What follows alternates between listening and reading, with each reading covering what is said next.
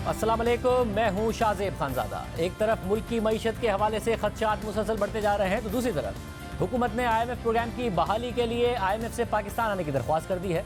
IMF की शराइत पूरी करने का फैसला भी कर लिया है, लेकिन अभी तक किसी फैसले का ऐलान सामने नहीं आया है। और दूसरी तरफ आज स्टेट बैंक ने मॉनेटरी पॉलिसी का ऐलान करते हुए शरह सूद को 1% बढ़ाकर 17% कर दिया है, और ये 25 साल की बुलंद तरीन सतह है।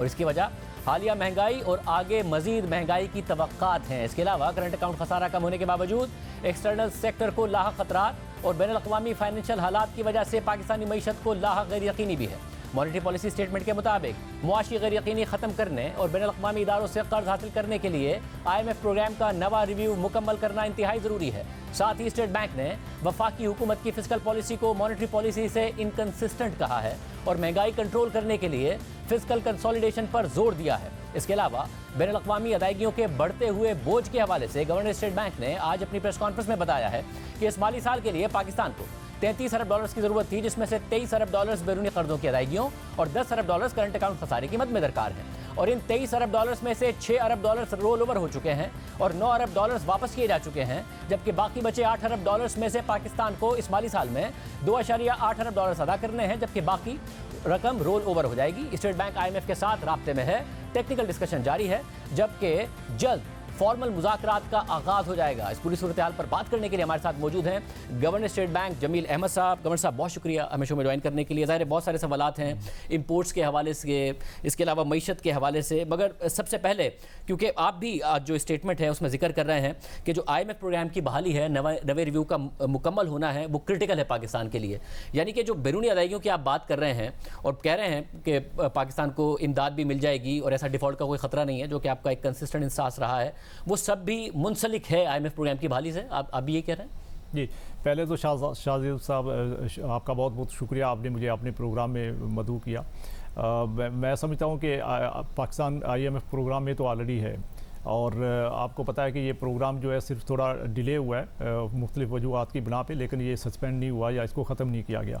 तो हम टेक्निकल लेवल के ऊपर तो पहले ही डिस्कशंस में हैं। मिनिस्ट्री ऑफ फाइनेंस के लेवल पे भी उनका कोऑर्डिनेशन है उनके साथ, और बातचीत चल रही है, और हमारे स्टेट बैंक की तरफ से भी हमारे टेक्निकल स्टाफ लेवल के ऊपर डिस्कशंस जो है वो ऑलरेडी चल रहे हैं। सिर्फ अब उसमें फ़ाइनल उनको विज़िट करना है और उसमें इस प्रोग्राम को इस 9th रिव्यू को कंक्लूड करना है। तो उस सिलसिले में मिनिस्ट्री ऑफ फाइनेंस ने ऑलरेडी अप्रोच किया हुआ है, और हम एक्सपेक्ट कर रहे हैं कि वो जल्द ये प्रोग्राम जो है उस पर डिस्कशन रीस्टार्ट होगा, और उसके बाद जब कंक्लूड हो जाएगा तो उसमें बहुत सारी जो है वो फिर क्लैरिटी आ जाएगी। और आप ये भी एक्सपेक्ट कर रहे हैं कि उसको कंक्लूड करने के लिए जो प्रायर एक्शंस दरकार हैं, क्योंकि IMF का अब नज़र आ रहा है कि रवैया बड़ा सख्त है। दोस्त ममालिक ने भी कह दिया है कि पाकिस्तान को पैसे किस सूरत में मिल सकते हैं जब पाकिस्तान खुद रिफॉर्म्स की तरफ जाएगा, कि हुकूमत भी वो प्रायर एक्शंस लेने के लिए तैयार है। हाँ, ये तो इसका जवाब बेहतर मिनिस्ट्री ऑफ फाइनेंस दे सकेगी या गवर्नमेंट ऑफ पाकिस्तान दे सकेगी, बट ये है कि प्रायर एक्शंस के ऊपर डिस्कशन डेफिनेटली होगा, और उस डिस्कशन के बाद जो भी चीज़ें सामने आएंगी जिस पे फाइनल कंसेंसस होगा, तो उसमें जो एक्शंस रिक्वायर्ड होंगे, गवर्नमेंट ने पहले भी अनाउंस किया है, फाइनेंस मिनिस्टर साहब के लेवल पे भी अनाउंसमेंट है उस पर, कि वो उसमें जो एक्शंस रिक्वायर्ड होंगे, जो आफ्टर डिस्कशन जो फाइनल चीज़ें सामने आएंगी उसके ऊपर जो एक्शन होंगे वो करेंगे। वैसे एक जो IMF का इसरार है, जिसके बारे में आज भी आपका भी ये स्टांस है कि जी मार्केट बेस्ड ही है पाकिस्तान में एक्सचेंज रेट, मगर 3 रेट्स हो गए हैं। एक ब्लैक मार्केट रेट है इनफॉर्मल, एक ओपन मार्केट रेट है और एक इंटर बैंक रेट है, और तीनों में बहुत ज़्यादा फ़र्क है। तो उसमें उसको हम कैसे एड्रेस करेंगे जब आप खुद ये कह रहे हैं कि मार्केट बेस्ड ही है? हाँ, देखिए हम तो रेट तो मार्केट बेस्ड ही है शुरू से लेके, जब 2019 से हमने स्टार्ट किया है इसका मार्केट बेस्ड मैकेनिज़्म, तो वो अभी तक इन प्लेस है, और उसी तरह जो है वो रेट डिटरमिन हो रहा है। उसमें over a period of time कुछ चीज़ें जो है वो जो रिसेंट पीरियड में खासकर जो है वो चेंजेस आए हैं। एक तो उसमें स्पेकुलेशन का एलिमेंट बहुत बढ़ गया है अनफॉर्चुनेटली, जैसे हमारे यहाँ इस वक्त गैर यकीनी की सूरत हाल इन दिनों में रही है थोड़े पिछले कुछ महीनों से, तो उसकी वजह से जो स्पेकुलेटिव एलिमेंट्स हैं वो उन्होंने काफ़ी जो है वो उसमें एक्टिविटी जो है वो इंक्रीज़ कर दी है। और उसमें आपने ग्रे मार्केट की बात की, तो जब हम अपनी तरफ से रेगुलेटरी फ्रॉम स्टेट बैंक की तरफ से देखते हैं तो उसमें दो ही मार्केट्स हैं बेसिकली, एक तो इंटरबैंक मार्केट है, दूसरी आपकी एक्सचेंज कंपनीज़ की मार्केट है। ये ग्रे मार्केट वगैरह जो भी इसमें ऑपरेट कर रहे हैं ये इलीगल बिज़नेस है, कानून इसकी उनको इजाज़त नहीं देता और उसके बावजूद वो ये बिज़नेस कर रहे हैं। तो इसका मतलब ये है कि वो मुल्क के कानून को जो है वो वायलेट कर रहे हैं। तो इसके ऊपर हम लॉ इन्फोर्समेंट एजेंसीज़ के साथ भी कोऑर्डिनेट कर रहे हैं कि ताकि इनके खिलाफ एक्शन लिया जाए और ये जो इलीगल एक्टिविटीज़ जो कर रहे हैं इसको रोका जाए। उसके साथ साथ हम जो है वो मार्केट का मैकेनिज़्म उसको बहुत क्लोजली अपने मैकेनिज़म्स के थ्रू उसको मॉनिटर कर रहे हैं और उसके नतीजे में आपने देखा होगा कि अभी ये दोनों रेट्स में काफ़ी जो है वो गैप जो है वो नैरो हुआ है और हम समझते हैं कि जैसे ही IMF का ये प्रोग्राम कंक्लूड होगा और उसके नतीजे में बाकी जो इन्फ्लोज जो लाइन अप हुए हैं और जो कि हम एक्सपेक्ट कर रहे हैं कि अगले आने वाले दिनों में आएंगे तो वो आने शुरू होंगे तो मार्केट का सेंटीमेंट जो है वो नॉर्मलाइज होगा और उस तरह फिर जो है वो रेट जो है मगर अभी नैरो नहीं हुआ है 268 पर आपको इनफॉर्मल रेट इस वक्त मार्केट में मिल रहा है, जिसकी वजह से रेमिटेंसेस गिर रही हैं। 19% रेमिटेंसेस गिर गई हैं। एक्सपोर्टर्स अपने पैसे बाहर रख रहे हैं। दिसंबर के महीने में 21% एक्सपोर्ट्स हमारी गिरी हैं। देखिए इलीगल जो चीज़ें हो रही हैं वो उसके ऊपर तो मैं कमेंट इस वक्त नहीं करूँगा, बट ये है कि जो एक्सचेंज कंपनीज़ का रेट है और जो स्टेट बैंक का रेट है उसमें भी थोड़ा फ़र्क है। बट उसमें अगर आप देखें तो इंटर बैंक का रेट जो है वो रिसेंट पीरियड में पिछले 3-4 हफ्तों के में उसमें इम्प्रूवमेंट आया है। कुछ जो है वो एक्सचेंज कंपनीज़ की साइड के चीज़ें जो है उसमें भी थोड़ा सा मूवमेंट होना शुरू हुआ है। तो ये आहिस्ता आहिस्ता और ये जब सेंटीमेंट बेहतर होगा जैसे मैंने पहले कहा तो फिर उसके साथ साथ ये रेट जो है वो मज़ीद एक दूसरे से कंसाइड होने शुरू हो जाएंगे। यानी कि ये तो तय है कि जो ज़ाहिर पहले हमने देखा है 6-8 महीने में मिनिस्ट्री ऑफ फाइनेंस की तरफ से भी फिर स्टेट बैंक की तरफ से भी कहा गया कि जब हम क्रैक डाउन करेंगे हम ये नहीं करने देंगे।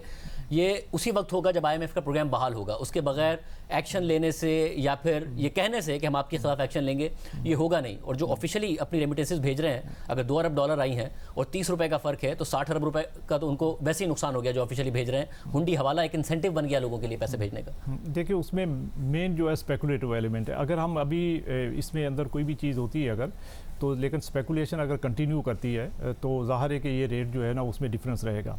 तो ये डिफरेंस तभी ख़त्म होगा जब आपके पास IMF का प्रोग्राम कंक्लूड हो जाएगा और उसके या फिर आपके पास इन्फ्लोस जो है वो इतने आने शुरू हो जाएंगे कि आपके जो इसमें डेट सर्विसिंग से रिलेटेड जो कंसर्न्स है लोगों को वो एड्रेस हो जाएंगे। और इसके अलावा हमारी जो करंट अकाउंट डेफिसिट है उसकी फाइनेंसिंग का अरेंजमेंट हो जाएगा। तो ये तभी होगा जब जो है वो हमारे पास इन्फ्लोज सफिशिएंट आएंगे और दूसरा ये स्पेकुलेटिव एक्टिविटी जो है ये जो उसमें कमी आएगी। और इस वक्त तय है कि दोस्त ममालिक की तरफ से भी फिर वर्ल्ड बैंक हो दीगर इदारे हों कि वो IMF ही की तरफ देख रहे हैं कि वो होगा तो उसके बाद ही ये सारे के सारे काम होंगे। इसमें मेरा हाल ऑफिशियली हमारे पास कोई ऐसा उस तरह की कोई एटलीस्ट स्टेट बैंक के पास नहीं ऐसी इन्फॉर्मेशन कि वो उसके साथ लिंक कर रहे हैं। बट ये मीडिया की रिपोर्ट्स हैं और गवर्नमेंट ऑलरेडी उनके साथ कोऑर्डिनेशन में है, मुख्तलिफ जो हमारे लैंडर्स हैं उनके साथ और IMF के साथ भी कोऑर्डिनेशन में है। तो इसमें क्लैरिटी इंशाल्लाह आने वाले दिनों में आ जाएगी। वैसे एक और चीज़ जिस पर स्टेट बैंक पर भी क्रिटिसिज्म हो रहा है, एक हुकूमती पॉलिसी है मिफ्ता इस्माइल साहब के ज़माने से शुरू हुई और वो अब कंटिन्यू कर रही है और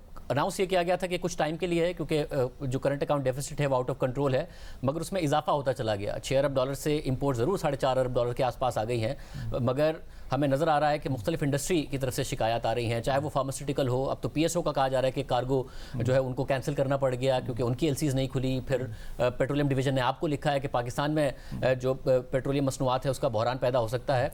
ये पॉलिसी कंटिन्यू कर सकती है क्योंकि इससे तो एक्सपोर्ट सेक्टर भी खुद मुतासिर हो रहा है। तो करंट अकाउंट डेफिसिट कर्टेल करने के लिए क्या था, मगर उससे एक्सपोर्ट सेक्टर भी मुतासिर होगा तो बड़े लॉन्ग टर्म इम्प्लीकेशंस होंगे। जी देखिए करंट अकाउंट डेफिसिट या इस साल का जब साल शुरू हुआ था तो हमने ये अंदाज़ा लगाया था कि ये $10 अरब के करीब होगा और उसमें जैसे इंपोर्ट्स अब कम हुई हैं या उसके अलावा दूसरे जो स्टेट बैंक ने जो एक्शंस लिए हैं तो उसके नतीजे में अब थोड़ा सा उसमें कमी इंपोर्ट्स में भी आई और इसके अलावा जो है वो बाकी की जो हमारी सर्विसेज की इंपोर्ट्स हैं और दूसरे कुछ जो चीज़ें अफेक्ट करती हैं करंट अकाउंट को तो उसके अंदर इम्प्रूवमेंट भी आया और इसके नतीजे में हम ये इस वक्त कह सकते हैं कि ये 10 बिलियन से कम होके 9 बिलियन से कम रह जाएगा। और लेकिन साथ साथ आपको ये भी याद रखना चाहिए कि जब ये साल शुरू हुआ था तो उसमें हम ये फ्लड रिलेटेड जो चीज़ें थी ये हमने अकाउंट फॉर नहीं की हुई थी क्योंकि फ्लड्स जो है वो हमारे माली साल शुरू होने के बाद की बात है। तो उसकी वजह से जो हमें वीट इंपोर्ट करनी पड़ी है, जो हमें फर्टिलाइज़र इंपोर्ट करनी पड़ी है, जो हमें अब कॉटन गोइंग फारवर्ड इंपोर्ट करनी पड़ेगी, तो ये एडिशनल हमारे जो आउटफ्लोज़ हैं जिसने के भी हमारे करंट अकाउंट के जो अंदाजे थे उनको थोड़ा सा मुतासर किया है। लेकिन उसके बावजूद भी हमने जो साल शुरू में जो 10 बिलियन डॉलर की बात की थी, तो अब 9 बिलियन से अगर नीचे रहता है तो इसका मतलब ये है कि अभी भी हम अपने जो अंदाजे हमने शुरू में लगाए थे उसके अंदर रह के वो काम करेंगे। जहाँ तक आपने एक्सपोर्टर्स की बात की है, तो एक्सपोर्टर्स के लिए हमने पहले इसमें इंपोर्ट के रिलेटेड जो हमने इक़दामात किए हैं, उसमें हमने उनके लिए और भी बहुत सारी सहूलतें पैदा की हैं। अभी आपने देखा होगा कि हमने जो 27 दिसंबर को सर्कुलर किया है और उसमें हमने इंपोर्ट्स की प्रायोरिटी सेट की है। उसके अंदर एक्सपोर्टर्स को हमने बड़ी हाई प्रायोरिटी को दी है, ताकि उनका जो रॉ मटेरियल है या उनके स्पेयर पार्ट्स हैं और दूसरी इंपोर्ट्स हैं, उनको फैसिलिटेट किया जाए और उसके नतीजे में उनका बिज़नेस जो है उसको जो उसमें उनको अगर कोई मुश्किलात आ रही हैं तो उनको हल उसका तलाश करके उनको हल दिया जाए, ताकि उनकी प्रोडक्शन बढ़ेगी और वो एक्सपोर्ट्स करेंगे तो उसके नतीजे में हमारे इन्फ्लोज जो है वो बेहतर हो गए। तो इसलिए एक्सपोर्टर्स हमारे लिए बड़ी टॉप प्रायोरिटी पे हैं। इसके अलावा हमने रिसेंटली एक एक्सपोर्टर्स के लिए बहुत और अच्छा इकदाम किया है, कदम उठाया, और वो भी उनके की तरफ से हमारे पास सजेशन आई थी कि उनके पास जो फॉरेन करेंसी अकाउंट में जो हम उनको अलाउ किया हुआ है कि वो 10% अपने एक्सपोर्ट प्रोसीड्स का फॉरेन करेंसी अकाउंट में ट्रांसफ़र कर सकते हैं, तो वो उनके पास रखा हुआ था। लेकिन उसके यूज़ के जो इस्तेमाल के जो तरीके हमने बताए हुए थे, उसमें बाहर एग्जीबिशन करना या कोई उनका मार्केटिंग रिलेटेड एक्सपेंसेस है वो करना, तो सिर्फ उस हद तक उनको अलाउ था। अब हमने ये किया है कि उसको हमने उनके इस्तेमाल जो जिन चीज़ों के लिए वो कर सकते हैं उसकी लिस्ट को काफ़ी एक्सपेंड कर दिया, और हमने उनको अलाउ कर दिया कि वो अपनी जो इंपोर्ट्स हैं उनको फाइनेंस करने के लिए भी वहाँ से फंड्स यूज़ कर सकते हैं। इसी तरह वो अपने कोई और उन्होंने मशीनरी या स्पेयर पार्ट्स करने इंपोर्ट, तो वो उसके लिए भी यूज़ कर सकते हैं। तो इससे उनको काफ़ी मदद मिलेगी अपनी प्रोडक्शन को बेहतर करने के लिए और उसके नतीजे में अपनी एक्सपोर्ट्स बढ़ाने के लिए। सब एक तो ज़ाहिर डिमांड ओवरऑल इकोनॉमी में नीचे आई है, जो आपकी आज मॉनेटरी पॉलिसी स्टेटमेंट भी बताती है, जो कंजम्पशन है चाहे सीमेंट हो दीगर अशिया हो।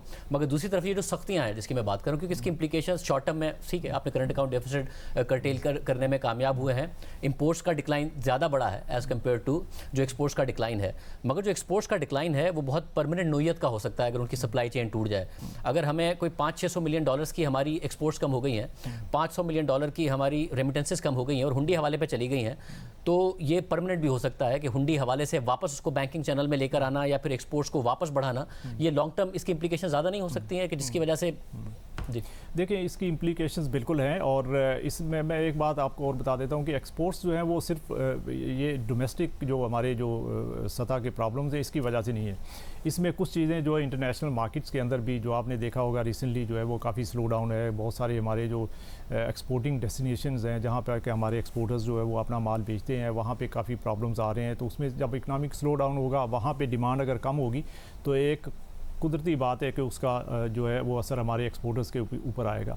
तो एक तो वहाँ की इंटरनेशनल मार्केट की जो अपनी जो इस वक्त जो सूरत हाल है और जिस तरह की उसमें तब्दीलियाँ आ रही हैं तो उसका असर आ रहा है। दूसरा हमारे जो अपने मुल्की सतह के ऊपर जो इश्यूज़ हैं उसका भी ज़ाहिर है कि एक्सपोर्टर्स के ऊपर कुछ असर हो रहा है। तो ये जो मैं बात कर रहा था, हमने फॉरेन करेंसी अकाउंट से उनको अलाउ किया है या हमने उनकी प्रायोरिटी ऊपर की है या हमने और दूसरे जो उनको फैसिलिटेट करने के लिए इकदाम किए हैं, तो ये इसीलिए कि ये हैं कि हमारे लिए एक्सपोर्टर्स जो है वो बहुत अहमियत रखते हैं और हम चाहते हैं कि हम उनको फैसिलिटेट करें ताकि उनके जो बिज़नेस को वो करें। और ये जो सॉरी सेकंडली जो आपने जो रेमिटेंसेस का कहा, तो रेमिटेंसेस के अंदर बिल्कुल इस वक्त थोड़ा स्लो डाउन आया है और वो उसकी भी अगेन सिर्फ डोमेस्टिक रीजंस नहीं है, उसमें भी इंटरनेशनल मार्केट्स के भी जहाँ पे कि हमारे वर्कर्स रहते हैं तो उसमें फॉर इंस्टेंस वहाँ पे महंगाई इस वक्त बढ़ी हुई है और उसके नतीजे में उनकी अपनी जो वहाँ पे कास्ट ऑफ लिविंग है वो बढ़ी है। तो उसके नतीजे में जो सेविंग करते हैं वो और पाकिस्तान भेजते हैं उसमें थोड़ी कमी है। ज़्यादा बड़ा इम्पैक्ट हमने देखा खलीजी ममालिक से है, सऊदी अरब है, यूएई से है, और वही इम्पैक्ट हमें बांग्लादेश में नहीं नजर आ रहा है। उनकी रेमिटेंसेस भी जब इंटरबैंक और ओपन मार्केट का रेट बढ़ गया था, डिफरेंस बढ़ गया था,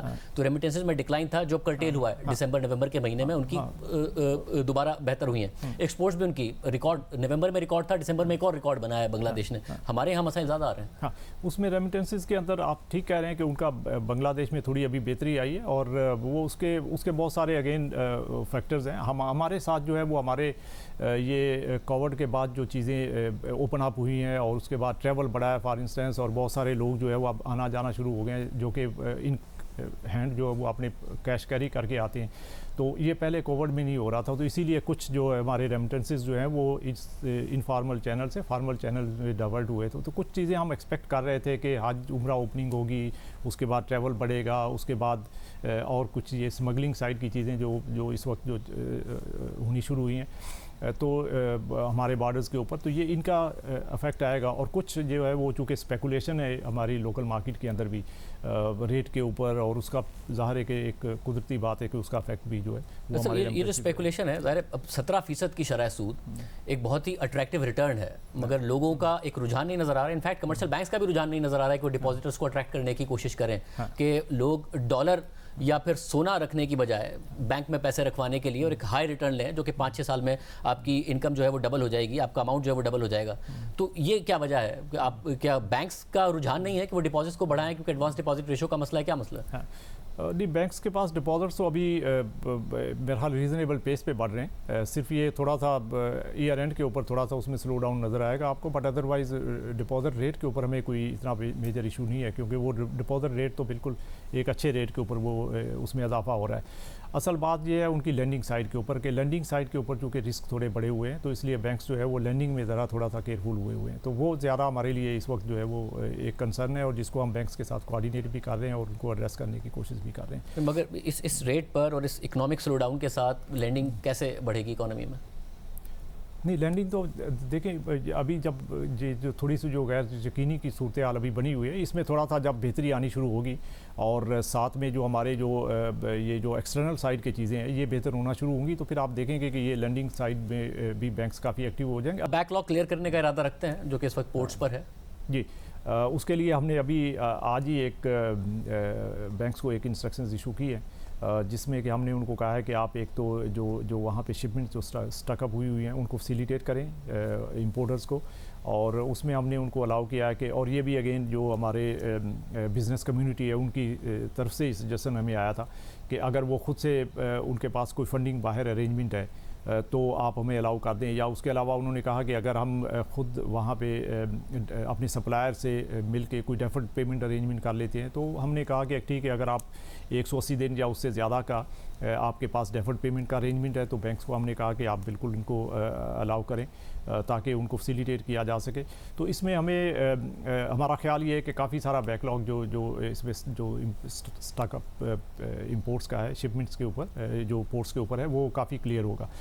लेकिन जो बाकी बचेगा उसके लिए हमने चैम्बर्स के साथ कोऑर्डिनेट किया, हमने उनको जो है वो रिक्वेस्ट की है कि आप हमें इंफॉर्मेशन प्रोवाइड करें ताकि हम उसमें देखें कि कौन सी इंपोर्ट्स हैं जो स्टॉक हुई हैं और उसमें कितना अमाउंट इन्वॉल्व है, और फिर उसके बाद हम अपनी कैपेसिटी को देखते हुए उसको जो है वो ग्रेजुअली क्लियर करना शुरू करें। तो उनके साथ एक हम कोऑर्डिनेशन कर रहे हैं और उस पर इस सारी सिचुएशन को असेस करके तो फिर एक हम उनको रोड मैप देंगे कि ये कैसे। तो बार बार हमारा इसका बॉटम लाइन यही है कि हम चाहते हैं कि ये जो स्टॉकअप शिपमेंट्स है इनको क्लियर किया जाए और बिज़नेस को फैसिलिटेट किया जाए। और इस वक्त एक नज़र आ रहा है, आपने भी कहा इसमें, कि फिस्कल पॉलिसी जो है वो मॉनेटरी पॉलिसी के साथ कंसिस्टेंट नहीं है। टाइट मॉनेटरी स्टांस हो और एक्सपेंशनरी फिस्कल स्टांस हो, और ये हम देख रहे हैं कि ये काफ़ी कंसिस्टेंटली इनकंसिस्टेंट है फिस्कल पॉलिसी मॉनेटरी पॉलिसी के साथ जब से आपने टाइटनिंग शुरू की है।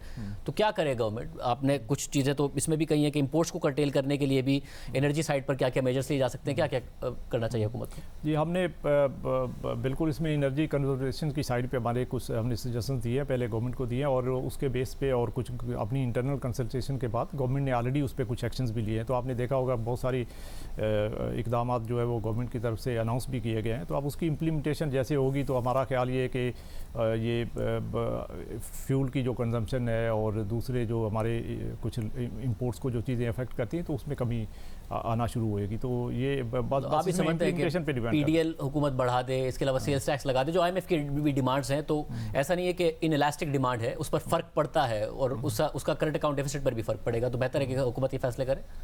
इन फैसलों का, जैसे मैंने पहले भी कहा, इन फैसलों का तो सारा दारोमदार जो है वो क्या हमारी फाइनल उनके साथ एग्रीमेंट होता है, तो जो चीज़ें एग्री होंगी वो ऑब्वियसली वो गवर्नमेंट करेगी। वैसे मगर जब आप खुद भी कहते हैं कि इनकंसिस्टेंट है, फिर जाहिर है बहुत सारा ज़्यादा स्लीपेजेस हैं जब हम फेडरल गवर्नमेंट में देखते हैं। अब 70% जो इन्फ्लेशन है इस वक्त CPI वो ड्रिवन है बाय फूड इन्फ्लेशन, ट्रांसपोर्ट, इसके अलावा हाउसिंग। तो इंटरेस्ट रेट्स का कितना फर्क पड़ेगा जब इतना बड़ा डेफिसिट हुकूमत रन कर रही है और उस डेफिसिट के ऊपर IMF भी इंसिस्ट कर रहा है कि इसको कर्टेल करें, कहीं सर्कुलर डेट के मसाइल हैं, कहीं करंट एक्सपेंडिचर के मसाइल।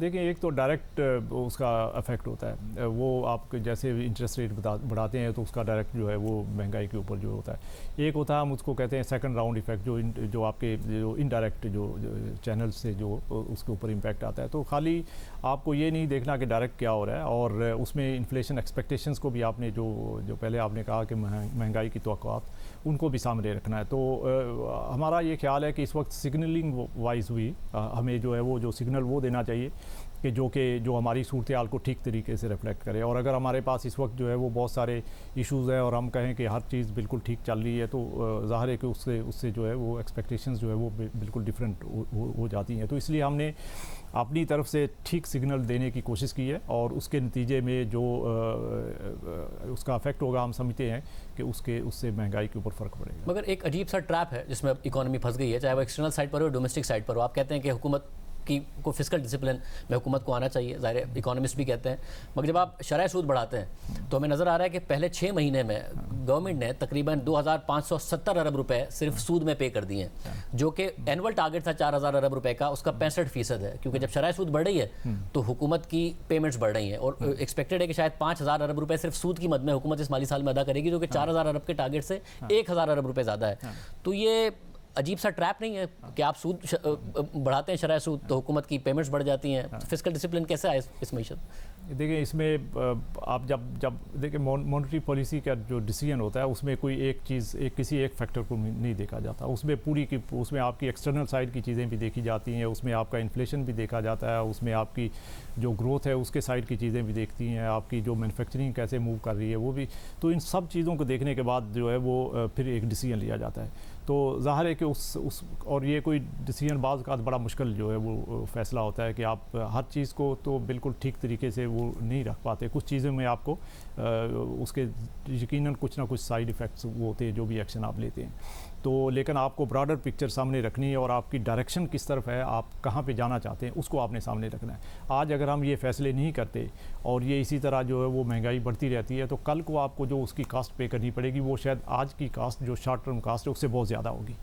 तो इसलिए अगर आप आज मुश्किल फ़ैसला कर लेंगे और कल आपका जो है वो बेहतरी आनी शुरू हो जाएगी, और इसके नतीजे में आपकी ग्रोथ जो है वो बढ़ना शुरू हो जाएगी, तो वो ओवरऑल इकानमी के लिए हम समझते हैं कि वो ज़्यादा बेहतर बात है, बजाय इसके कि आप शॉर्ट टर्म के अंदर आसान और खुश करने वाले फ़ैसले करें और बाद में उनका नतायज जो है वो आने वाले दिनों में भुगतें। तो वो शायद ज़्यादा कोई एडवाइजेबल चीज़ नहीं। वैसे तो फिर लॉन्गर रन में तो पाकिस्तान को अपने टैक्स रेवेन्यूज़ बढ़ाने होंगे, अगर डेफिसिट्स ख़त्म करने हैं, अगर इकोनॉमी को अपने पैरों पर खड़ा करना है, इन डेफिसिट्स के साथ और इस सूद की अदायगियों के साथ तो नहीं चल सकते। बिल्कुल, ये आपने बात ठीक की है कि अभी हमारा टैक्स GDP रेशो बहुत कम है, लेस दैन 10% है, और इसमें हमें मेरा हाल है कि रेवेन्यू साइड के ऊपर बहुत फोकस करने की ज़रूरत है, क्योंकि हमारे पास एक्सपेंडिचर कम करने का शायद इतना ज़्यादा स्कोप नहीं है, क्योंकि बहुत सारे एक्सपेंसेस आपके जो है वो आपको करने ही है गवर्नमेंट चलाने के लिए। तो इसका मतलब ये हुआ कि आप अपने जो रेवेन्यूज़ हैं उसको आप बढ़ाएं, आमदनी बढ़ाएंगे तो उसके नतीजे में आप खर्चे जो हैं उनको फाइनेंस कर सकेंगे, और अगर उसमें डेफिसिट आता रहेगा तो फिर आप जो है वो बोरिंग करते रहेंगे। तो एक और बात है जिस पे मैं आपका ओपिनियन जानना चाहता हूँ कि सारे दो आर्गूमेंट हैं। एक ये है कि जी करेंसी को हमें गिराना चाहिए, और करेंसी गिरती है तो उस पर हमारी एक्सपोर्ट्स भी कंपेटिटिव रहती हैं, एक्सपोर्ट्स बढ़ेंगी और ये मामला होगा। मगर दूसरी साइड का आर्गूमेंट ये है कि हमारी एक्सपोर्ट्स 100 रुपये से 230 रुपये की जब करेंसी हो गई है तो कितना इजाफा हुआ है, उसी के आसपास हमारी एक्सपोर्ट्स मौजूद हैं। जैसे ही हम करेंसी गिराते हैं तो इन्फ्लेशनरी प्रेशर आते हैं, जब इन्फ्लेशन आती है तो हम उसी साइकिल में फंसते जाते हैं कि वो महंगाई रहेगी, फिर शरह सूद बढ़ेगी, फिर ग्रोथ पर इम्पैक्ट आएगा, एक्सपोर्ट हमारी बढ़ती नहीं है। आप क्या समझते हैं, कौन सा आर्गूमेंट ठीक? देखिए, आपको एक बैलेंस आउट करना है इसमें, ये दोनों तरफ के आर्गूमेंट्स ठीक है, आप उसमें बिल्कुल आप उसका इम्पैक्ट होता है। हमने भी पूरा इस पे ऊपर रिसर्च की हुई है कि जब आप करेंसी का मूवमेंट होता है तो उसके नतीजे में एक्सपोर्ट्स के ऊपर जो है वो फ़र्क पड़ता है, लेकिन वो कितना फ़र्क पड़ता है और उसमें कितना बैलेंस आपको रख के चलना है, ये बहुत इंपॉर्टेंट होता है। तो इसलिए हम जो देखते हैं उसमें उसको बैलेंस करने की कोशिश करते रहें, और आप इसमें देखें कि अब ये नहीं है कि करेंसी बिल्कुल किसी एक जगह पे स्टक हुई है, उसमें मूवमेंट आती है, और उसके नतीजे में आप देखें कि जो एक्सपोर्ट्स को जो हमारी तरफ से जो सहूलत मिलनी चाहिए वो मिल रही है। लेकिन ये कि साथ साथ दूसरे फैक्टर्स भी और बहुत सारे वो फैक्टर्स हैं जो एक्सपोर्ट्स को जो है वो मुतासर करते हैं, तो हमें उन चीज़ों के ऊपर भी फोकस करना है। खाली हमें करेंसी के जरिए एक्सपोर्ट्स बढ़ाने की जो है ना, वो मेरा ख्याल वो स्ट्रेटजी अच्छी नहीं है, वो ठीक स्ट्रेटजी नहीं है। बट हमारे पास क्या एक्सपोर्टेबल सरप्लस है भी कि जो हम एक्सपेक्ट करें कि हमारी एक्सपोर्ट्स इतनी बढ़ जाएंगी कि हमारे ये करंट अकाउंट डेफिसिट के जो मसाइल हैं वो इंपोर्ट्स करटेल करके नहीं, एक्सपोर्ट्स बढ़ाकर आ रहे होंगे, क्योंकि 70 अरब डॉलर 65 अरब डॉलर की एक्सपोर्ट एक 22 करोड़ इंपोर्ट्स एक 22 करोड़ के मुल्क के लिए मसला नहीं है। 25 अरब डॉलर की एक्सपोर्ट्स मसला है कि वो बहुत कम। हाँ, इसीलिए मैंने कहा कि वो दूसरे फैक्टर्स की आपको, मतलब आप खाली करेंसी के बेस पे कहें कि एक्सपोर्ट बढ़ेंगी तो वो इस तरह वो नहीं चीज़ें चलती, बल्कि आपको दूसरे उसके साथ जो रिलेटेड चीज़ें, एक्सपोर्टेबल सरप्लस आपको बढ़ाना है, आपने अपनी क्वालिटी जो है वो बेहतर करनी है, इंटरनेशनल मार्केट्स के अंदर मार्केटिंग करनी है, वो सारी चीज़ें भी साथ करेंगे तो फिर एक्सपोर्ट्स के ऊपर impact. As of now growth आप अपने, क्योंकि इसमें फिर स्टेटमेंट में इशारा दिया गया है, बट अब ये खदशात का इज़हार किया जा रहा है कि शायद पाकिस्तान नेगेटिव ग्रोथ होगी। पहले ही लार्ज स्केल मैन्युफैक्चरिंग आप भी जिक्र करेंगे नवंबर में नेगेटिव 5% रही है, डिमांड बहुत तेज़ी से नीचे जा रही है, तो क्या हम मनफी ग्रोथ की तरफ जा रहे हैं इस साल? नहीं, अभी तो हमारा नहीं ख्याल मनफी का। हमने जो लास्ट हमारी नवंबर में मॉनेटरी पॉलिसी हुई थी, कमेटी की मीटिंग हुई थी, उसमें 2% का हमने जो है वो फोरकास्ट किया था for the current fiscal year कि ये 2% पे रहेगी। अभी जो हमारी आज जो मीटिंग हुई है उसके अंदर भी हमने ये सारा डाटा रिव्यू किया है, और अब हमारा ख्याल ये है कि ये शायद 2% से थोड़ी कम होगी। इसमें डाउन साइड जो है वो हमारे पास काफ़ी रिस्क हैं, बट ये कि नेगेटिव का हमारा एटलीस्ट असेसमेंट नहीं है कि ये नेगेटिव होगी, ये पॉजिटिव में होगी, लेकिन कितनी पॉजिटिव होगी ये आगे चल के आने वाली चीज़ों से पता चलेगा। वैसे यानी एज ऑफ नाउ जो पाकिस्तान के लिए लाजमी है एक फिस्कल डिसिप्लिन, साथ में IMF का प्रोग्राम, ताकि हमारे एक्सटर्नल जो इन्फ्लोज हैं वो अनलॉक हो सकें, ये आपका भी मैसेज? जी, ख़ासकर जो है वो IMF प्रोग्राम हमें कंक्लूड करना है और ऑलरेडी उसमें हम हैं, और साथ में फिर उसके जो इन्फ्लोज जो लाइन अप किए हुए हैं उनको हमें मोबिलाइज़ करना है। ये बहुत ज़रूरी चीज़ है। जमील अहमद साहब बहुत शुक्रिया, गवर्नर स्टेट बैंक हमारे साथ मौजूद थे, गुफ्तगू आपने सुनी। नाज़रीन, प्रोग्राम एक बार शामिल करते हैं। पंजाब की सियासत एक के बाद एक बहरान की जद में है। 9 माह की सियासी हलचल, वज़रा आला की तब्दीलियों और अदालती लड़ाइयों के बाद सूबाई असेंबली तो टूट चुकी है, लेकिन अब निगरान वज़ीर आला पर तनाज़ा पैदा हो गया है। इलेक्शन कमीशन ने अपोजिशन के तजवीज़ करदा मोहसिन नकवी को निगरान वज़ीर आला पंजाब बनाया, मगर इमरान खान ने उन्हें सख्ती से मुस्तरद कर दिया है और उनके तकर्रुर के खिलाफ अदालत जाने और सड़कों पर आने का ऐलान कर दिया है। आज़मान पाक से वीडियो लिंक पर खिताब करते हुए इमरान खान ने यह भी कहा कि पंजाब और खैबर पख्तूनख्वा के वज़रा आला इलेक्शन की तारीख नहीं दे रहे, इसके खिलाफ भी अदालत जाएंगे। मुझे IB की बाकायदा रिपोर्ट्स आती थी। एक आदमी ने सबसे ज्यादा कोशिश की हमारी हुकूमत गिराने की, उसका नाम मोहसिन नकवी था। हर जगह मोहसिन नकवी का नाम आता था कि इसने सबसे ज्यादा कोशिश की इस कॉन्स्पिरेसी को कामयाब करने की, और ये वो एक्स आर्मी चीफ को भी मिलता था। तो असल तो मास्टरमाइंड वो था, यानी जरदारी ने इसको अपना बेटा बनाया हुआ था। अब ये सोच लें कि इसका कैरेक्टर क्या होगा। हमारे हर रोज पाकिस्तान के मुख्तलिफ शहरों में एहतजाज शुरू होंगे। हम बिल्कुल इस आदमी को तस्लीम नहीं करते। अब सब ने निकलना है कल से। अभी तक ना गवर्नर पंजाब ने डेट दी है, ना गवर्नर पख्तूनख्वा ने डेट दी है इलेक्शन की। इलेक्शन होना चाहिए रमजान से पहले, और हम अब अदालत में जाएंगे इस चीज के ऊपर भी कि हमें डेट चाहिए इलेक्शन की, और हम ये मोहसिन नकवी की अपॉइंटमेंट के ऊपर भी अदालत में जा रहे हैं। ये वही एक एजेंडा चला आ रहा है कि किसी तरह रेड लाइन ड्रॉ करके तो किसी तरह इमरान खान और तहरीक इंसाफ को हटाया जाए।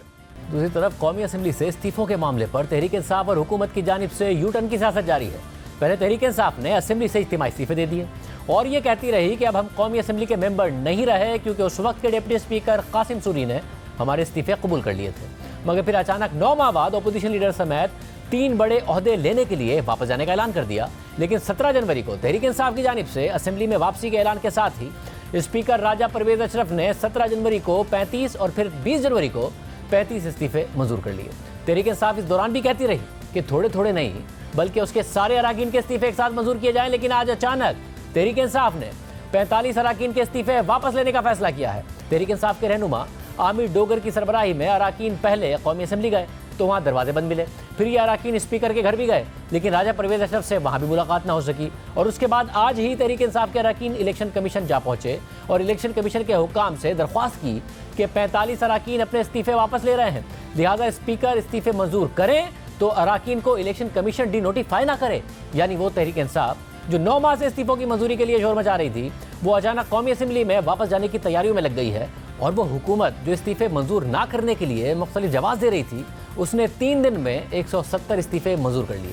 फिर वो तहरीक इंसाफ जो सारे इस्तीफे मंजूर करने का मुतालबा कर रही थी, अब बाकी रह जाने वाले इस्तीफे मंजूर ना करने का मुतालबा कर रही है और स्पीकर कौमी असम्बली मुलाकात के लिए दस्तयाब नहीं हो रहे हैं। हम बात करेंगे वफाकी वज़ीर दिफा ख्वाजा रशीद साहब हमारे साथ मौजूद हैं। ख्वाजा साहब बहुत शुक्रिया हमें ज्वाइन करने के लिए। ख्वाजा साहब, एक पूरी चार्जशीट, नए चीफ मिनिस्टर, इस वक्त जो केयर टेकर हैं मोहसिन नकवी साहब पंजाब के, उनके खिलाफ कि उनकी हुकूमत गिराने में इनका बहुत ज़्यादा बड़ा किरदार था, इन्हीं को लगा दिया गया है। तो जो एक सुर्ख लकीर की बात है, जो माइनस इमरान खान की बात है, उसी एजेंडे पर आप लोग चल रहे हैं।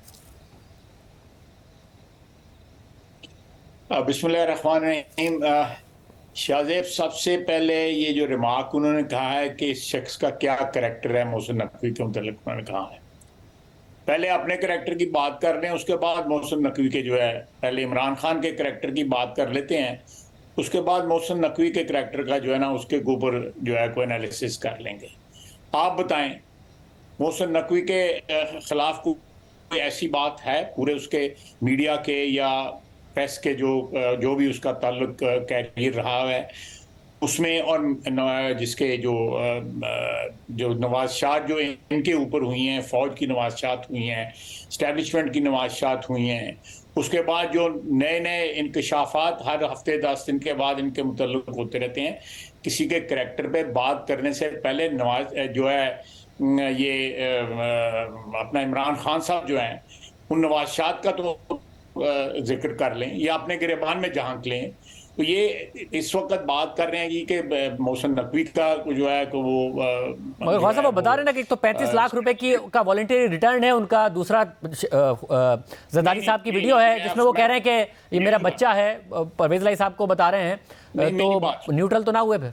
मेरी बात, हमारी उम्र के लोग जो है ना, किसी भी जवान आदमी को या किसी भी नौजवान जो हमारे बच्चों की उम्र का हो, उसको बच्चे ही कहते हैं। ये तो अपने बच्चों को बच्चे नहीं कहते, तो उसमें क्या कसूर है? अगर ये बच्चे अपने बच्चों को बच्चे नहीं कहते, हम तो जो है किसी अपने बच्चों के दोस्त हों या उनके जानने वाले हों, उनको भी बच्चे समझते हैं। चलें वो बात छोड़ें, मैं वापस इस बात पे आता हूँ कि ये जो आपने लेटर की बात की है इसकी मोहसिन नकवी की, मोहसिन नकवी ने 35 लाख रुपए का लोन लिया हुआ था हारिस स्टील के जो मालिकान थे उनसे।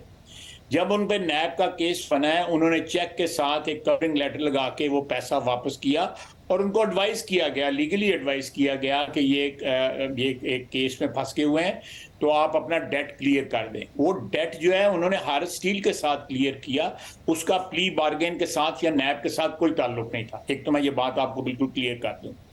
जहां तक उनका रोल है, तो अगर ये नवाज़शात का जो सिलसिला था जब ये बंद हुआ है, उसके बाद इनको हर शख्स जो है इंक्लूडिंग जनरल बाजवा जो है अपना दुश्मन नजर आता है।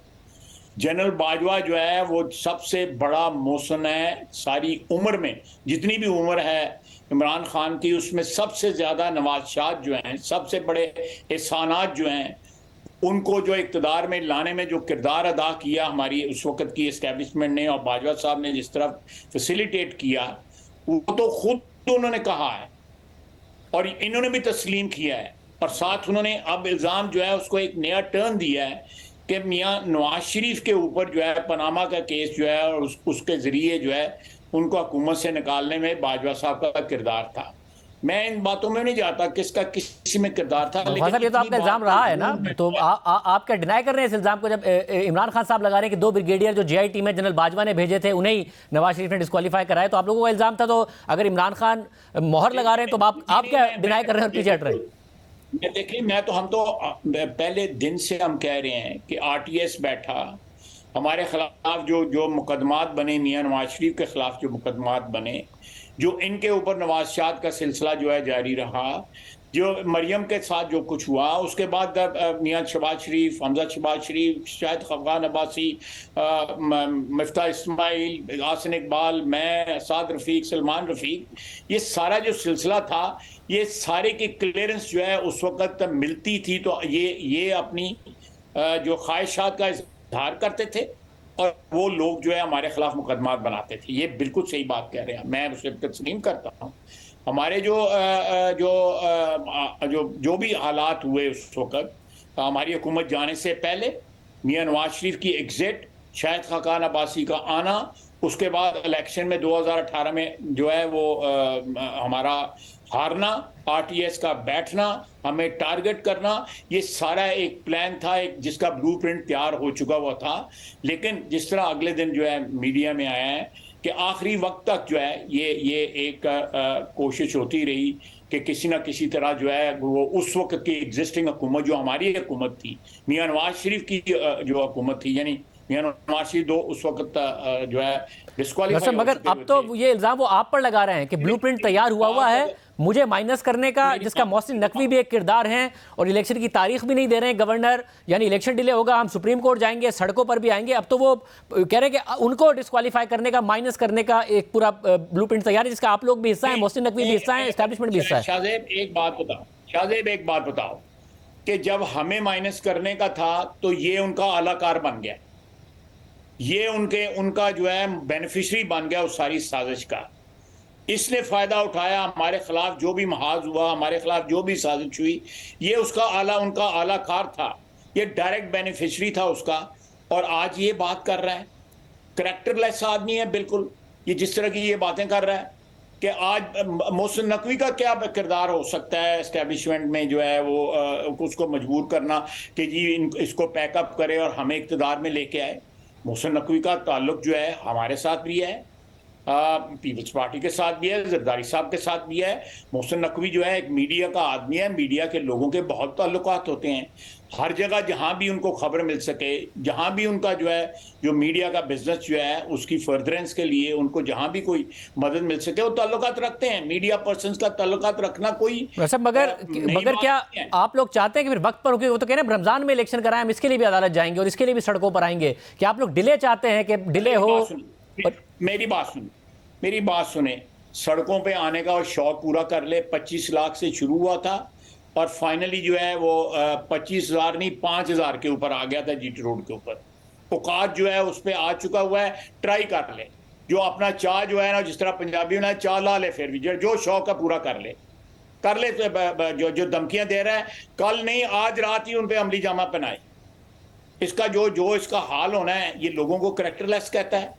The man is without character, एक आयोटा ऑफ करेक्टर नहीं है इस बंदे के अंदर। मैं करेक्टर वो नहीं करेक्टर की बात कर रहा जो आप समझ रहे होंगे, मैं वैसे पॉलिटिकल करेक्टर की बात कर रहा हूँ। बाकी करेक्टर को छोड़ें जो है। रमजान से पहले कह रहे हैं कि रमजान से पहले हो जाए, अदरवाइज तो अप्रैल में होंगे। उनको तो यह शक है कि शायद अप्रैल में भी नहीं होंगे। मोहसिन नकवी साहब एक प्लान के तहत आए हैं और ये आगे बढ़ जाएंगे इलेक्शन। देखें ये इलेक्शन जो है वो सारे शेड्यूल पे होने हैं। जो बड़े इलेक्शन जो है, जो नेशनल असेंबली के इलेक्शन है या जो जनरल इलेक्शन की तारीख है, वो तो अक्टूबर की है। 13 अगस्त को असेंबली डिसॉल्व होगी, सितंबर अक्टूबर बल्कि नवंबर में जाके इलेक्शन होंगे। जहाँ तक ये इलेक्शन है सूबाई असेंबलियों के, ये 3 महीने के बाद मेरा ख्याल है इनकी मुद्दत होती है। और गवर्नर साहिबान जो है आज जो है, अगर इनकी बेताबी जो है इनको आराम से नहीं बैठने दे रही तो आ जाए सड़कों के ऊपर। कोई नहीं, कोई ऐसी बात नहीं है, आने दें सड़कों के ऊपर। फिर उसके बाद कोई इस तरह का मुकाबला वगैरह डाल के फायरिंग शायरिंग, जिसकी ना FIR दर्ज हुई है, ना कोई इंक्वायरी हुई है, ना पर्चा दिया है, हुकूमत इनकी थी, मुलजम पकड़े गए हैं, नजायज़ लोगों को तंग किया जा रहा है, उस तरह का फिर कोई चक्कर चला लेंगे। लेकिन इस दफ़ा परवेज़ इलाही की हुकूमत नहीं है, इस वक्त जो है एक इम्पार्शल, कॉन्स्टिट्यूशनली एक न्यूट्रल हुकूमत है, उसमें ये ड्रामे नहीं चलेंगे। तो उतारें जो है जो भी इन्होंने सिलसिला शुरू किया हुआ है उसको, और बाहर आए, फिर आएँ सड़कों के ऊपर। बहुत शुक्रिया। ख्वाजा राशिद साहब हमारे साथ मौजूद थे। चैलेंज कर रहे हैं कि सड़कों पर आएँ, अपने वक्त पर ही इंतखाबात होंगे। प्रोग्राम में बड़े शामिल करते हैं।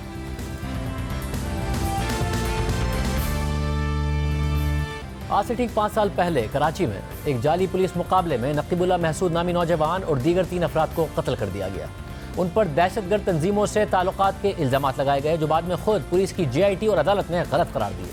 फिर पुलिस की तरफ से ही नामजद किए गए मुल्जिमान के खिलाफ बाकायदा ट्रायल चलाया गया और आज 5 साल बाद कराची की इंसदादी दहशतगर्दी की अदालत ने इस ट्रायल का फैसला सुना दिया है।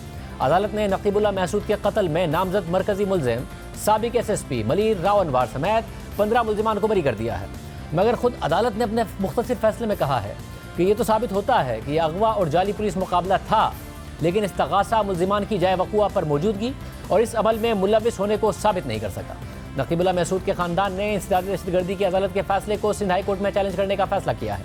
मगर अहम बात यह है कि खुद अदालत ने यह बात मानी है कि नकीबुल्लाह का कत्ल एक जाली पुलिस मुकाबले में किया गया था, लेकिन कमज़ोर प्रोसिक्यूशन मुल्ज़िमात की बरियत की वजह बनी है, जो मुल्ज़िमान का कत्ल से ताल्लुक़ नहीं जोड़ सकी है। हालांकि नकीबुल्लाह के कत्ल के बाद कई ऐसे हक़ाइक़ मंजर आम पर आए थे जो राव अनवार को जाली पुलिस मुकाबलों का मुबैना सरगना करार देते थे। यहाँ तक कि खुद पुलिस की अपनी तहकीकाती रिपोर्ट में राव अनवार पर जाली पुलिस मुकाबलों के इल्ज़ामात को दुरुस्त करार दिया गया। उन पर 192 इनकाउंटर्स में 444 अफराद के कत्ल का इल्ज़ाम लगाया गया। फिर पुलिस पर तनकीद शुरू हो गई। राव अनवार संगीन इल्ज़ामात की जद में आ गए। राव अनवार के मुबैना जाली पुलिस मुकाबलों को बेनकाब करने के लिए नकीबुल्लाह कत्ल केस को एक टेस्ट केस करार दिया गया। मुल्क भर में एहतजाज और मुजाहरे हुए, हर तरफ से इंसाफ के लिए आवाज़ें उठी। इस दौरान अदालत में राव अनवार समेत दीगर मुल्ज़िमान का ट्रायल भी शुरू हो गया, मगर पुलिस राव अनवार की गिरफ्तारी में मुसलसल नाकाम नजर आई। यहाँ तक कि पुलिस को राव अनवार के ठिकाने तक का पता नहीं चल रहा था। इस दौरान मीडिया के दबाव और सिविल सोसाइटी के एहतजाज के बाइस उस वक्त के चीफ जस्टिस साकिब निसार ने 19 जनवरी 2018 को नकीबुल्लाह कत्ल केस का नोटिस ले लिया। बाकायदा समातें होने लगीं। सुप्रीम कोर्ट ने बार बार राव अनवार को सरेंडर करने का मौका भी दिया और फिर आखिरकार 21 मार्च 2018 को 2 महीने की रूपोशी के बाद साबिक एसएसपी मलिक राव अनवार अचानक सुप्रीम कोर्ट के सामने पेश हो गए और अपने वकील के जरिए हिफाजती जमानत की दरख्वास्त कर दी, मगर सुप्रीम कोर्ट ने उनकी यह दरख्वास्त मुस्तरद कर दी और राव अनवार की गिरफ्तारी का हुक्म दे दिया। पुलिस ने सुप्रीम कोर्ट के इहाते से राव अनवार को गिरफ्तार कर लिया और उन्हें कराची मुंतकिल कर दिया गया, मगर कराची मुंतकली के बाद राव अनवार को जेल भेजने के बजाय उनके अपने घर को सब जेल करार दे दिया गया। सिर्फ यही नहीं, नकीबुल्लाह महसूद का कत्ल इतना हाई प्रोफाइल केस बन चुका था कि खुद उस वक्त के army chief general Qamar Javed Bajwa ने नकीबुल्लाह के कत्ल के तकरीबन 4 महीने बाद अप्रैल 2018 में नकीबुल्लाह के वालिद से जनूबी वज़ीरिस्तान जाकर ताज़ियत की और उस मुलाकात में army chief general Qamar Javed Bajwa ने नकीबुल्लाह के वालिद को इंसाफ की फराहमी की यकीन दहानी भी कराई थी। लेकिन दूसरी तरफ साबिक एसएसपी मलिक राव अनवार इतनी ताकत और असर रसूख रखते थे कि दौरान हिरासत एक दिन भी उन्होंने जेल में नहीं गुजारा। वो अपने घर में नज़रबंद रहे और मजीद ये कि जब जब राव अनवार को पुलिस अदालत में पेश करती थी तो उन्हें दूसरे मुल्जिमान की तरह हथकड़ी तक नहीं लगाई जाती थी और आखिरकार जुलाई 2018 में राव अनवार को जमानत पर रिहा कर दिया गया। दूसरी तरफ ये तनकीद होती रही कि एक कत्ल के मुल्जिम के साथ कानून के मुताबिक बर्ताव नहीं किया जा रहा है। फिर राव अनवार की ये ताकत और उनका असर रसूख देख कर शुरू दिन से ही ये खदशा पैदा होने लगा कि इस केस में शायद इंसाफ का हुसूल इतना आसान नहीं होगा और शवाहिद कमज़ोर पड़ जाएंगे। फिर जैसे जैसे नकीबुल्लाह कत्ल केस का ट्रायल आगे बढ़ता गया, ये बात हकीकत साबित होने लगी। ट्रायल के दौरान ऐसे ऐसे वाक़यात हुए कि जो राव अनवार के हक़ में और नकीबुल्लाह के खिलाफ जाते थे। खुद पुलिस जो कुछ अर्सा पहले राव अनवार पर 444 कत्ल का इल्ज़ाम आयद कर चुकी थी, उसके अपने गवाह अपने बयानात से पीछे हटने लगे और साथ ही साथ राव अनवार की जाए वक़ुआ पर मौजूदगी भी मुतनाज़ हो गई। यूं प्रोसिक्यूशन का केस दिन ब दिन कमज़ोर होता चला गया। साल 2020 में यह सूरत हाल भी देखने में आई कि प्रोसिक्यूशन के गवाह एक एक करके अपने बयान से पीछे हटने लगे।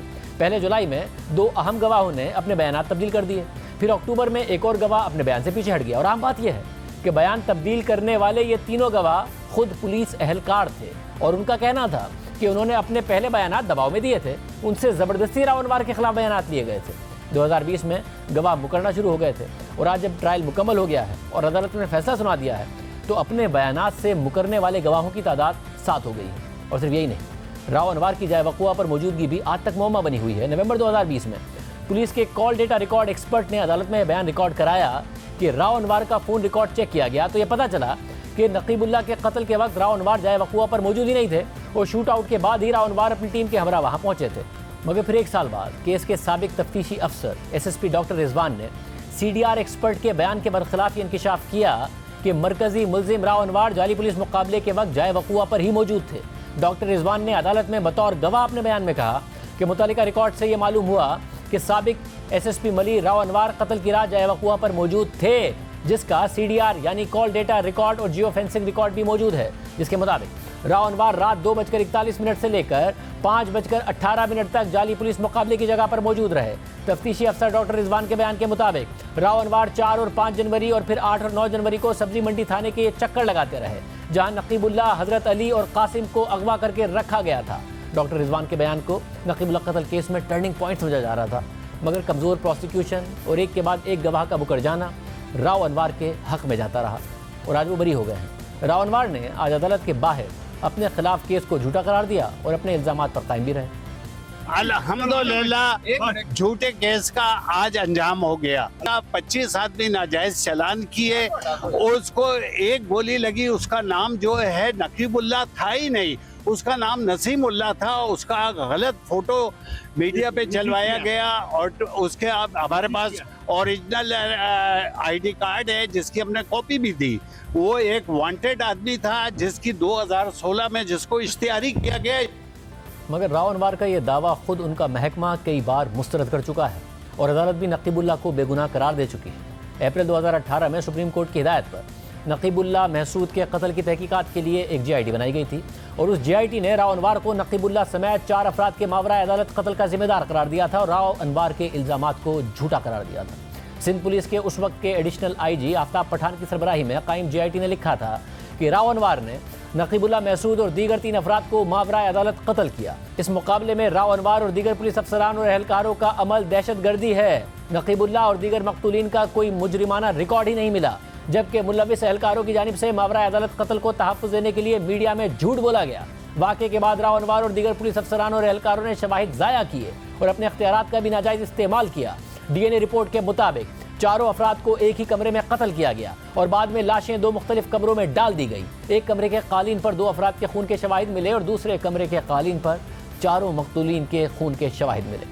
मकतूल नज़रजान के कपड़ों पर मौजूद गोलियों के सुराख की फॉरेंसिक रिपोर्ट को JIT का हिस्सा बनाया गया। मकतूल नज़रजान पर 1 से 5 फीट के फासले से फायरिंग की गई थी। JIT ने रिपोर्ट की तैयारी में जियो फेंसिंग और फॉरेंसिक रिपोर्ट का सहारा लिया। JIT ने राव अनवर की गिरफ्तारी के बाद उनके हमरा भी जाए वक़ुआ का दौरा किया। मुल्जिम राव अनवर अपने मुलविस न होने का कोई सबूत पेश नहीं कर सके।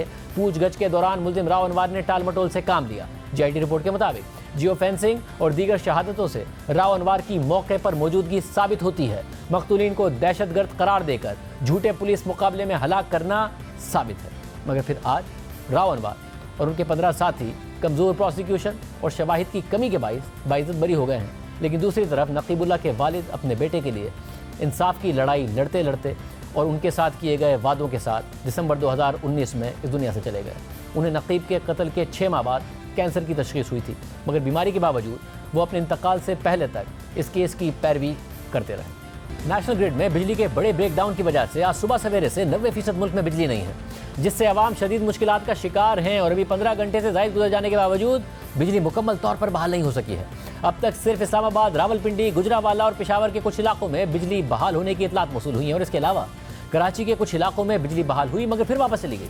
हुकूमत कोयटा में भी बिजली बहाल करने का दावा कर रही है, मगर इस वक्त बाकी पूरा मुल्क अंधेरे में है। बिजली ना होने की वजह से पानी की फराहमी में भी मसाइल पैदा हो गए हैं। घरों में पानी की किल्लत पैदा हो गई है। जनरेटर चलाने के लिए इस्लामाबाद और कराची के बेशतर पेट्रोल पंप्स पर भी आवाम की लंबी लंबी कतारें लग गई हैं। साथ ही आवाम को मोबाइल फ़ोन सिग्नल्स और इंटरनेट सर्विसेज की फराहमी में भी मुश्किलात का सामना करना पड़ रहा है। इस सब के अलावा आज मुल्क के बड़े शहरों में मार्केट्स और दुकानें भी बंद रहीं। अस्पतालों में रूटीन के काम मुतासिर होकर रह गए। दिन भर बिजली की बंदिश से फैसलाबाद में टेक्सटाइल इंडस्ट्री का काम रुक गया। दीगर शहरों में भी यही हाल रहा, लेकिन अभी तक इस मुल्कगीर ब्रेकडाउन की असल वजह पता नहीं चल सकी है। वफाकी वज़ीर तवानाई खुर्रम दस्तगीर ने आज शाम प्रेस कॉन्फ्रेंस में कहा कि मुल्क भर में बिजली की बहाली 10 बजे से पहले मुकम्मल कर ली जाएगी, मगर इस वक्त 11 बजने वाले हैं, मगर ज़्यादातर शहरों में बिजली बहाल नहीं हो सकी है।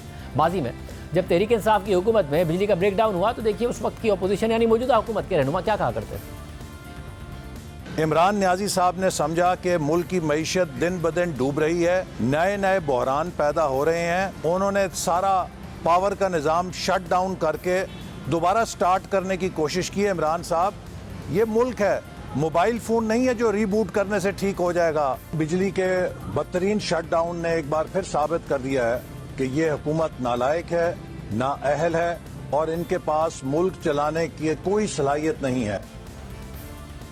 इजाज़त दीजिए, अल्लाह हाफ़िज़।